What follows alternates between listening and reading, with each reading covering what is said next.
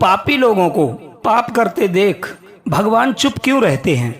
जय श्री कृष्णा मित्रों, पुनः एक बार स्वागत है आप सभी का नवजीवन ज्ञान गंगा यूट्यूब चैनल में। मित्रों, आज का विषय बड़ा ही महत्वपूर्ण है।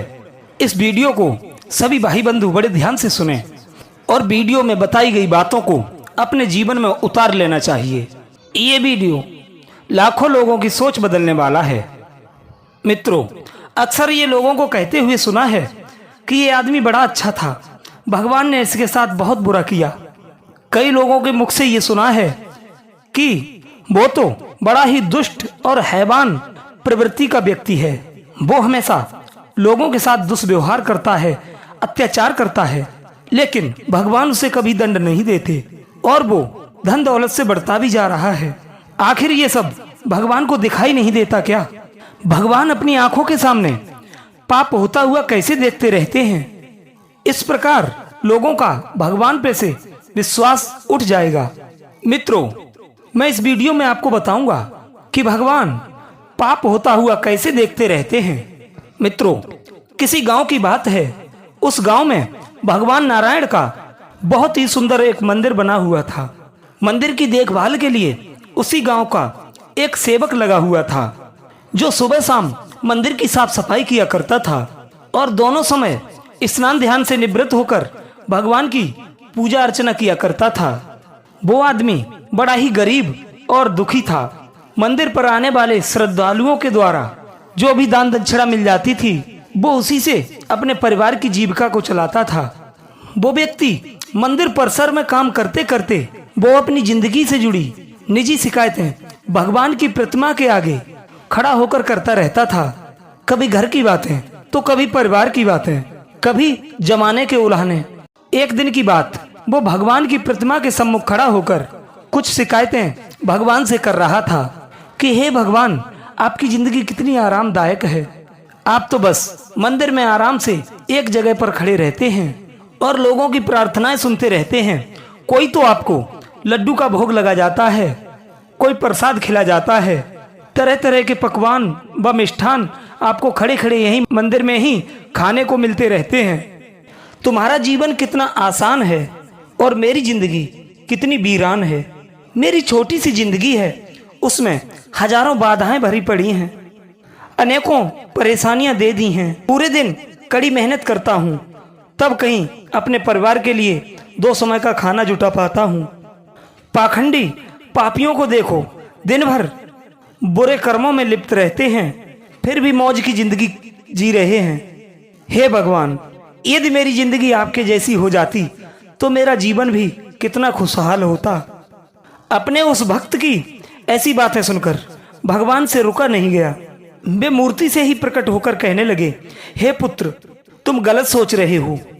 तुम जैसा सोच रहे हो वैसा कुछ भी नहीं है। दूर से देखने पर सबका जीवन अपने से अच्छा दिखाई पड़ता है। जब हमें उसकी वास्तविक जिंदगी का पता चलता है तब समझ में आता है कि ये तो मुझसे भी कठिन जीवन जी रहा था। तुम मेरी जिंदगी को आसान समझ रहे हो, मेरा जीवन उतना आसान नहीं है जितना तुम समझ रहे हो। मुझे भी बहुत सारी चीजें देखनी पड़ती हैं और बहुत सी व्यवस्थाएं बनानी पड़ती हैं, बहुत सी चिंताएं लगी पड़ी हैं। अच्छे के साथ अच्छा कैसे हो और बुरे के साथ बुरा कैसे हो, ये सब सोचना पड़ता है। कोई किसी असहाय को सताता है, कोई पीड़ित को पीड़ित करता है तो उसकी रक्षा करनी पड़ती है। मेरी जिम्मेदारी के बारे में जिस दिन तुम्हें ज्ञात हो जाएगा उस दिन तुम्हें मेरी मेहनत के बारे में भी पता चल जाएगा। हे पुत्र, भगवान बनना इतना आसान नहीं है। जिस तरह पिता बनकर मनुष्य अपनी संतान के दायित्वों को निभाता है, उनके अच्छे बुरे दुख सुख का ख्याल रखता है, उसी तरह मुझे भी तुम सबका ख्याल रखना पड़ता है। इतनी सारी जिम्मेदारियों को एक साथ निभाना आसान नहीं होता। भगवान की बात सुनी तो भक्त कहने लगा, हे भगवान जी, ये आप कैसी बातें कर रहे हैं? आपका काम तो बहुत ही आसान है। जिस प्रकार आप पूरे दिन खड़े रहते हैं, इसी तरह मैं भी पूरे दिन खड़ा रह सकता हूँ। इसमें कौन सी बड़ी बात है? भगवान बोले, पुत्र, तुम नहीं कर पाओगे। मेरे इस काम में बहुत ही धैर्य और सावधानी की आवश्यकता पड़ती है और मनुष्य के अंदर इतना धैर्य नहीं है कि वो परिणाम घोषित होने तक रुक पाए। मनुष्य के अंदर बहुत सारी कमजोरियां होती हैं और एक कमजोरी तो ये होती है कि वो थोड़ा सा सुख पाकर वो घमंड से भर जाता है और थोड़ा सा दुख पड़ने पर टूट कर बिखर जाता है। वो अपने धैर्य को बनाकर नहीं रख पाता। भक्त कहने लगा, हे प्रभु, यदि ऐसी बात है तो एक दिन के लिए मुझे भगवान बना दीजिए और एक दिन मैं आपकी जिंदगी जीना चाहता हूँ। फिर आप जैसा कहेंगे मैं वैसा ही करूँगा। प्रिय दर्शकों, भगवान ने उसे बहुत समझाया लेकिन वो एक न माना। भक्त की जिद देखकर भगवान ने भी सोचा कि चलो मैं इसे एक दिन के लिए अपनी जिंदगी दिए देता हूँ। कुछ लोगों पर उपदेशों का फर्क नहीं पड़ता। वो लोग संसार के थपेड़े खाने के बाद ही सही राह पर आते हैं। भगवान कहने लगे, बेटे ठीक है, एक दिन के लिए मैं तुम्हें भगवान बनाता हूँ और तुम्हारी जिंदगी मैं जीता हूँ। फिर देखता हूँ कि तुम मेरा कार्य किस ढंग से करते हो। भगवान कहने लगे, बेटे मेरी जिंदगी जीने के लिए तुम्हें कुछ शर्तों का पालन करना होगा। भक्त कहने लगा, हे प्रभु, मैं आपकी सारी शर्तें मानने के लिए तैयार हूँ, बताइए कौन सी शर्त है। भगवान कहने लगे, पुत्र सुनो, मंदिर में प्रतिदिन बहुत से लोग आएंगे जाएंगे, जिसमें अच्छे लोग भी होंगे और बुरे भी, क्योंकि भगवान पर तो सबका ही अधिकार होता है। यदि किसी पिता का एक बेटा निकम्मा निकले तो क्या वो उस बेटे को अपना बेटा नहीं बताएगा? इसी तरह अच्छे बुरे दोनों लोग मेरे बेटे हैं, पर फल मैं उनको उनके कर्मों के हिसाब से ही देता हूँ। भगवान कहने लगे, पुत्र जब तुम भगवान बनकर मेरे स्थान पर खड़े होगे तो तुम्हें अच्छा कहने वाले भी लोग आएंगे और बुरा कहने वाले भी आएंगे। तब तुम्हें चुपचाप उनकी बातें सहन करनी होंगी और धैर्य के साथ उनकी बातों को सुनना होगा और उनके अच्छे बुरे कर्मों को देखना होगा। भगवान कहने लगे, हे बेटे, वो तुमसे चाहे कुछ भी कहें, लेकिन तुम्हें किसी से भी कोई शब्द नहीं कहना है, बस चुपचाप खड़े होकर सुनना ही है। भक्त कहने लगा, ठीक है भगवान, मुझे आपकी सारी शर्तें मंजूर हैं। प्रिय मित्रों, अब तो उस भक्त ने भगवान से एक दिन के लिए अपनी जिंदगी बदल ली। भगवान ने एक दिन के लिए उसे भगवान बनाकर मूर्ति में विराजमान कर दिया और स्वयं भक्त बनकर मंदिर में सेवा करने लगे। सज्जनों, जब 1-2 घंटे का समय बीता तो क्या देखा कि शहर का एक धनी सेठ उस मंदिर में माथा टेकने के लिए आया और वो भगवान के सामने हाथ जोड़कर प्रार्थना करता है कि हे भगवान, मैंने करोड़ों रुपए लगाकर एक फैक्ट्री का निर्माण कराया है, मुझे आप कोई ऐसा आशीर्वाद दीजिए कि मेरी फैक्ट्री खूब तेजी से चलने लगे और मैं उससे खूब सारा धन कमाऊं। मित्रों, वो सेठ अपनी बात कहने के बाद माथा टेकने के लिए नीचे को झुका तो उसकी जेब से पैसों से भरा बटुआ निकलकर जमीन पर गिर पड़ा। उसे अपना बटुआ दिखाई नहीं दिया। वो वहां से उठकर जाने लगा। उधर मूर्ति में विराजमान भगवान का भक्त ये सब देख रहा था।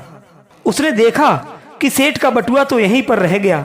एक बार तो उसके मन में आया कि क्यों ना इस सेठ को आवाज लगाकर उससे कह दें कि उसका पैसों से भरा बटुआ तो यहीं छूटा जा रहा है। लेकिन उसे फिर भगवान की शर्त याद आ गई कि भगवान ने कहा है कि चाहे अच्छा हो या बुरा तुम्हें बोलना नहीं है, तुम सिर्फ उसे देखते रहना। यही सोचकर भगवान बना हुआ वो भक्त चुपचाप खड़ा देखता रहा। तभी उस मंदिर में एक बड़ा ही गरीब आदमी आता है।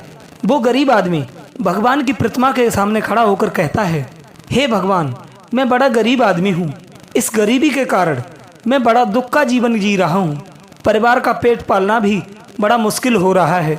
घर में माँ बीमार है, उसके इलाज के लिए पैसे नहीं हैं। कहाँ से व्यवस्था करूँ, कुछ समझ में नहीं आ रहा है कि आगे का जीवन कैसे चलेगा।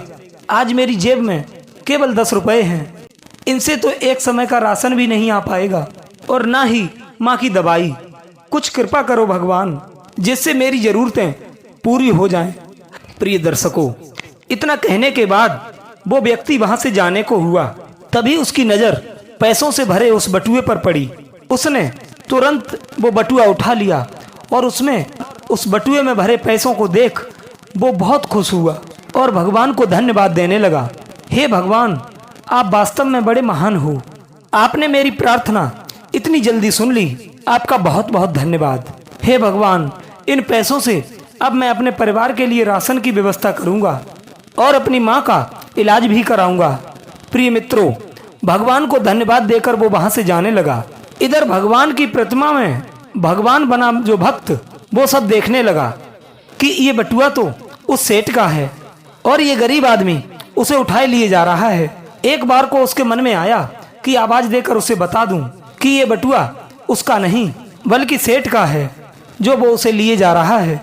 लेकिन तुरंत उसे भगवान की वो शर्त याद हो आई कि भगवान ने तो मुझे बोलने के लिए मना किया है, इसलिए वो चुपचाप मौन बनकर खड़ा रहा।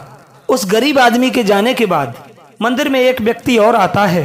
वो तीसरा व्यक्ति एक सैनिक था। वो 1 महीने के लिए युद्ध में जा रहा था। वो मंदिर में भगवान से सिर्फ इतनी प्रार्थना करने के लिए आया था कि उसकी यात्रा सुरक्षित रहे। 1 महीने बाद वो सकुशल अपने घर पर लौट आए। वो सैनिक प्रार्थना कर ही रहा था कि इतने में वही सेठ कुछ पुलिस वालों के साथ मंदिर में दाखिल होता है, जिसका बटुआ पैसों से भरा हुआ उस मंदिर में रह गया था। सेठ ने पुलिस से कहकर उस सैनिक को गिरफ्तार करवा लिया और बोला, साहब मेरे बाद मंदिर में यही व्यक्ति आया है, इसने ही मेरा बटुआ चोरी किया है। पुलिस वालों ने उस सैनिक को पकड़ लिया और उसे गिरफ्तार करके ले जाने लगे। ये बात भगवान बने हुए भक्त को बिल्कुल भी हजम नहीं हुई, क्योंकि वो सैनिक बिल्कुल निर्दोष था। बटुआ तो वो गरीब आदमी लेकर गया था। भगवान बने हुए उस भक्त को अपने सामने होता हुआ ये अन्याय पसंद नहीं आया। वो भगवान की शर्त को याद करके चुप रहना चाहता था, क्योंकि भगवान ने उसे बोलने के लिए मना किया था। लेकिन वो उस अन्याय को मौन रहकर देखना भी नहीं चाहता था। वो जानता था कि उसके चुप रहने का मतलब एक बेकसूर आदमी को सजा हो जाएगी। उससे रुका नहीं गया, वो बोल ही पड़ा, हे सेठ, तेरा बटुआ इसने नहीं चुराया है। तेरा बटुआ तो इससे पहले आया एक गरीब आदमी चुरा ले गया है। मैं भगवान हूँ और मैंने सब कुछ देखा है। प्रिय मित्रों, अब भला पुलिस वाले भगवान की बात क्यों ना माने। उन्होंने तुरंत उस सैनिक को छोड़ दिया और उस गरीब आदमी को पकड़ लाए और उससे सेठ का बटुआ भी छीन लिया। वो बेचारा बड़ा निराश हुआ। उधर जब 1 दिन का समय पूरा हुआ तो भगवान मंदिर में आए। उधर भगवान बने उस भक्त ने पूरे दिन का घटनाक्रम भगवान को सुनाया और बड़े गर्व से कहा कि हे भगवान, आज मैंने एक सैनिक के साथ हो रहा अन्याय रोक दिया।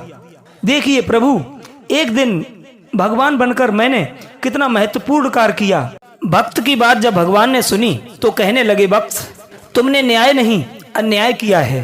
तुमने गरीब आदमी को पकड़वा कर उसके परिवार के मुंह से भोजन का निवाला छीना है, उसकी बीमार माँ का इलाज होने से रोका है।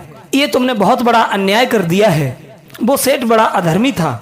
उसने पाप कर्म करके करोड़ों की दौलत कमाई है। गरीबों का पेट काटकर उसने उन पैसों को कमाया है। यदि उसका बटुआ छूट गया था तो क्या हुआ, कम से कम किसी गरीब का कुछ तो भला होता और उस सेठ के कुछ पाप भी कम हो जाते। तुमने उस सैनिक को बचाकर भी बहुत बड़ा अन्याय किया है। वो सैनिक अपने राजा के साथ युद्ध में जाकर एक कमजोर देश का राज्य हड़पने वाला था। तुम नहीं जानते कि उस युद्ध में कितने निर्दोष मारे जाएंगे। तुमने उसे बचाकर अन्याय किया है। भक्त को भगवान की बात सुनकर बड़ा पश्चाताप हुआ।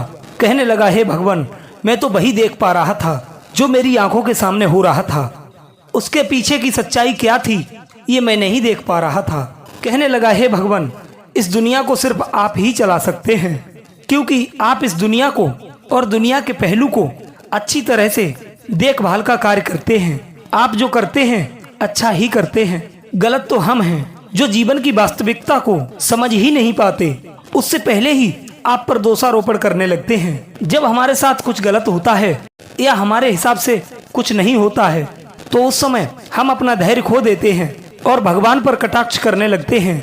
हम ये समझ नहीं पाते कि हमारे साथ हो रहे गलत कार्य में भी भगवान की कोई न कोई योजना छुपी हुई होती है जो आगे चलकर हमारे लिए हितकर साबित हो सकती है। हमारी भलाई इसी में है कि हमें गंभीरता पूर्वक कार्य के अगले पिछले परिणाम को सोचकर कार्य करना चाहिए। यदि आपके साथ आपकी मर्जी के अनुसार कुछ नहीं हो रहा है तो उसमें भगवान की मर्जी समझना चाहिए, और भगवान जो करता है वो अच्छा ही करता है। पापी लोगों को पाप करते देख भगवान चुप क्यों रहते हैं, इन 2 कारणों के माध्यम से हम आपको समझाते हैं। मित्रों, पहला कारण तो ये है कि भगवान तब तक आपकी मदद नहीं करेंगे जब तक आप दुनिया वालों पर आश्रित रहेंगे।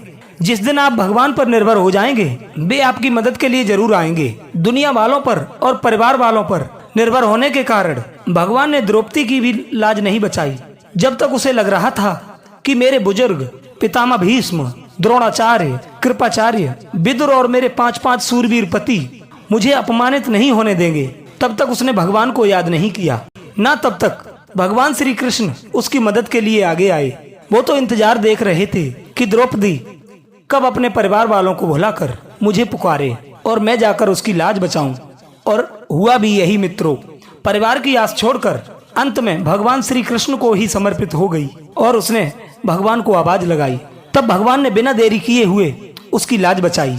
दूसरा कारण है, भगवान कर्म के अनुसार भी चलते हैं। भगवान ये देखकर चलते हैं कि किसको कहां पर किस कर्म का दंड मिलना चाहिए और किसको किस कर्म का फल मिलना चाहिए। वे आपके अगले पिछले सारे कर्मों को देखकर ही हिसाब किताब करते हैं।